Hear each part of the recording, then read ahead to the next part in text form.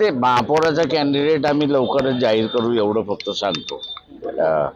त्याच्यामुळे असं आमच्यामध्ये मतभेद नाही, एवढंच फक्त हे करेल. किरकोळ ॲडजस्टमेंट जे आहेत त्या किरकोळ ॲडजस्टमेंट झाल्या की आम्ही सगळंच 5 वर्षाचा आमचा कारभार कसा असणार तो जाहीर करू त्याच्यामध्ये. दुसरं महत्त्वाचं जे आहे ते आज देवेंद्र फडणवीसनी दावोसला जो मटका खेळला त्याचे फिगर्स बाहेर पडले. 30 लाख कोटीचा असणारा मटका महाराष्ट्राला लागला असं त्यांनी सांगितलेलं आहे.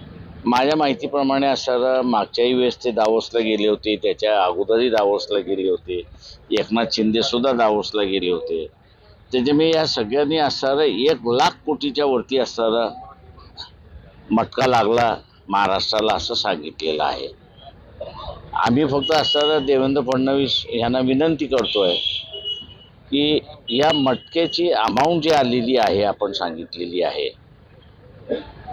ते कुठल्या कुठल्या जिल्ह्यामध्ये कुठले कुठले प्रोजेक्ट्स आले, कशासाठी आपण खर्च केले, काय काय झालं याचं विवरण जर लोकांना दिलं तर अधिक चांगलं होईल.